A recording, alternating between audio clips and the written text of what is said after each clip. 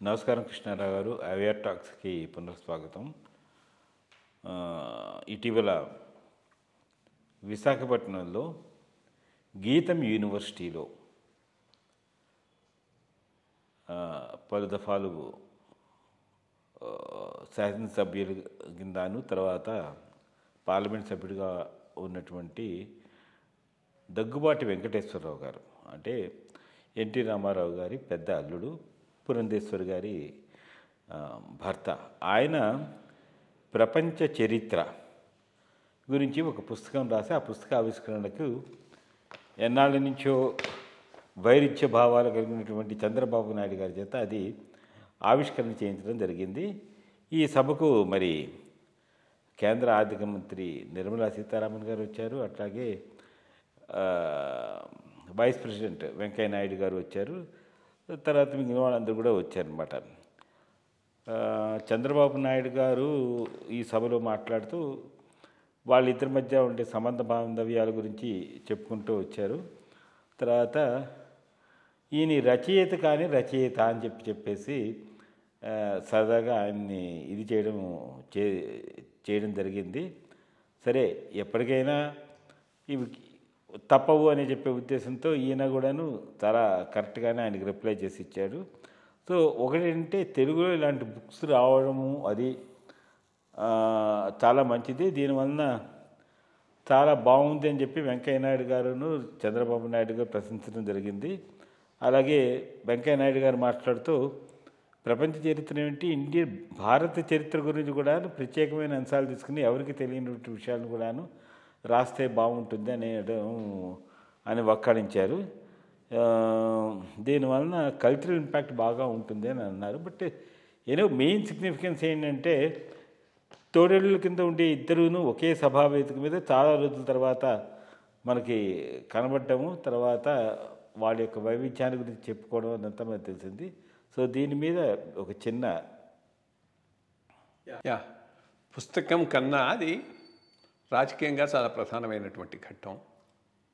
వీళ్ళిరువురు రెండు ధృవాలుగా విడిపోయి, సరే బాబు గారు చంద్రబాబు నాయుడు గారు పార్టీని నిలదొక్కుని చాలా రోజులు పాలన సాగించారు. ఆయన పురంధేశ్వరి గారు కొంతకాలం కాంగ్రెస్లో, ఆ పైన బీజేపీలో ప్రస్థానం చేసి ఇప్పటికీ ఒక రియలైజేషన్కి వచ్చినట్టున్నారు. ఇక ఆ పవర్ అంతా, తెలుగుదేశం పవర్ అంతా అటు కన్సాలిడేట్ అయిపోయింది.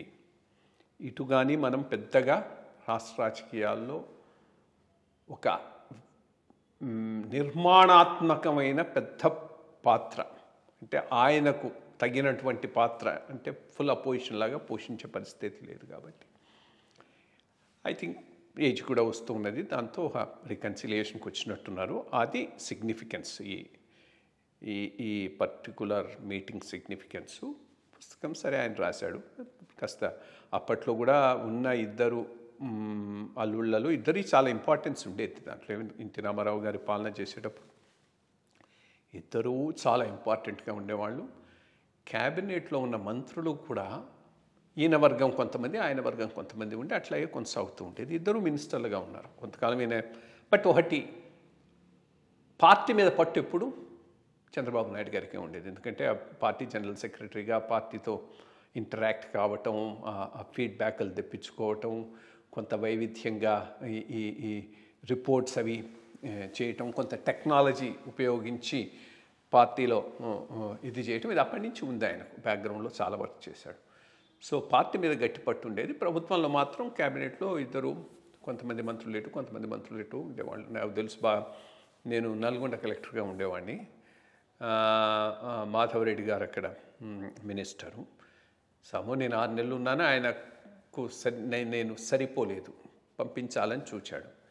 కానీ ఏదో ఒక బలమైన కారణం లేనిది చెప్తే ఎన్టీ రామారావు ట్రాన్స్ఫర్ చేసే టైప్ కాదు, అది ఆయనకు తెలుసు, అందరికీ తెలుసు. So there is no way he could get rid of me. So ఏదో నేను మిస్టేక్ చేసా, ఏదో సమ్ రైస్ మిల్లర్స్ అసోసియేషన్ మీటింగ్లో అనకూడని మాట ఒకటి అన్నా. మీరు ఎంత పార్టీ ఫండ్ అవి వాటికైతే డబ్బులు ఇస్తారు, కానీ ఇక్కడ ఏదో కార్యక్రమానికి అడిగితే ఏమున్నాయి సార్ ఇవ్వలేమంటే ఇటువంటి వాటికి ఇవ్వలేరా అని. అది వాళ్ళు పోయి మాధవరెడ్డికి చెప్తే ఓకే దొరికాడికి కలెక్టర్ని ట్రాన్స్ఫర్ చేయించడానికి దేశాయి అయింది అనుకుని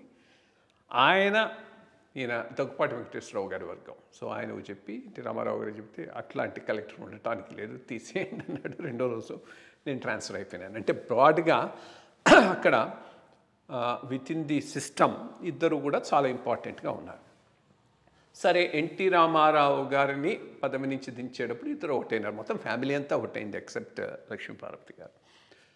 అప్పుడు ఐ థింక్ ప్రామిస్ వాజ్ నేను డిప్యూటీ చీఫ్ మినిస్టర్ చేస్తామనే ప్రామిస్ అయితే చేశారు. దాంట్లో ఏమీ ఇది లేదు. అంతా అయిపోయి వీళ్ళు కన్సాలిడేట్ అయినప్పుడు నాకు తెలిసిన ఇన్సైడ్ వ్యవహారం, somebody told me, Bojjala Gopalakrishnareddy అని ఇప్పుడు మినిస్టర్ ఆయన ఉండేవాడు, చాలా ముఖ్యుడు ఎవరికి, చంద్రబాబు నాయుడు గారికి. ఆయన గట్టిగా అన్నట్ట, ఇంకా మళ్ళా ఇక్కడ 2 పవర్ సెంటెన్స్ ఉండటానికి వీలు లేదు, నువ్వు ఏమైనా చేయగానే ఆయన తీసుకొని ఆయన రికాబిల్ చేసేటటువంటి ప్రశ్నే ఉండకూడదు. చంద్రబాబు నాయుడు వాజ్ ఇంక్లైన్గానే ఉన్నాడని విన్నాను. I mean this is somebody కాన్ఫిడెన్షియల్గా అక్కడ జరుగుతున్నవన్నీ చూసినటువంటి వాళ్ళెన్నో ఆయన చెప్పినటువంటిది. సో అందుకని ఫైనల్గా ఆయన ఆ డెసిషన్ తీసుకొని ఈయనను రీహాబిలిటేట్ చేయలేదు. దాంతో వీళ్ళు బయటకు రావటం జరిగింది. సరే, కొంతకాలం కాంగ్రెస్లో ఉన్నారు, ఆ పైన బీజేపీలో ఉన్నారు. సరే, ఇప్పుడు ఆమె స్టిల్ బీజేపీ స్టేట్ ప్రెసిడెంట్గా ఉంది, ఎంపీగా ఉంది. ఆమెకు పొలిటికల్ కెరియర్ బాగా ఉంటుందని ఆయన కూడా రాజకీయాల నుంచి ఎప్పుడో విరమించుకున్నాడు. రాజకీయాల నుంచి విరమించుకొని పుస్తకం రాశాడు.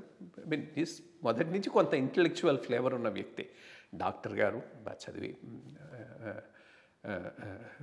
చేసినటువంటి వ్యక్తి.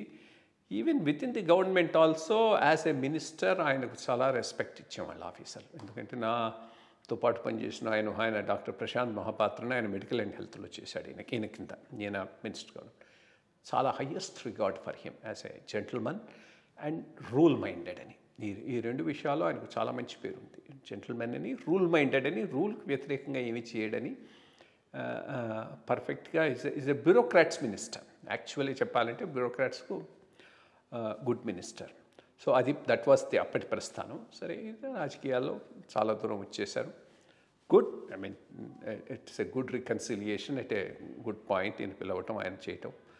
అండ్ రిఫ్లెక్ట్స్ ఇప్పుడు ఏంటంటే ఎన్టీ రామారావు వారసత్వం ఎటుపోవాలి అనే దాని మీద ఇప్పుడు ఇంకా 2 ఒపీనియన్స్కి అవకాశమే లేదు.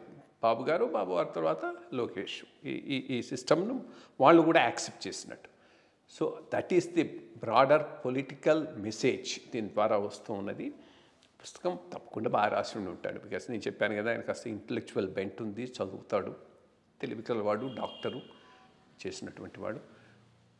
కొంత ఆర్ఎస్ఎస్ బ్యాక్గ్రౌండ్ కూడా ఉంది నాకు తెలిసి. ఎందుకనంటే 2-3 వెరీ ఇంపార్టెంట్ ఆర్ఎస్ ఫంక్షన్స్లో ఈయన చూశాను. నేను చూసి సర్ప్రైజ్ అయితే వాళ్ళు అన్నారు, సర్ప్రైజ్ కావాల్సిన అవసరం లేదు, ఈయన ఆర్ఎస్ఎస్ బ్యాక్గ్రౌండ్ ఉన్న మనిషి అని. So broadly this is the nutshell of the relationship. Hope I mean it sets a కొత్త ట్రెండ్ ఆంధ్ర పాలిటిక్స్లో పెడుతుందని ఆశిద్దాం.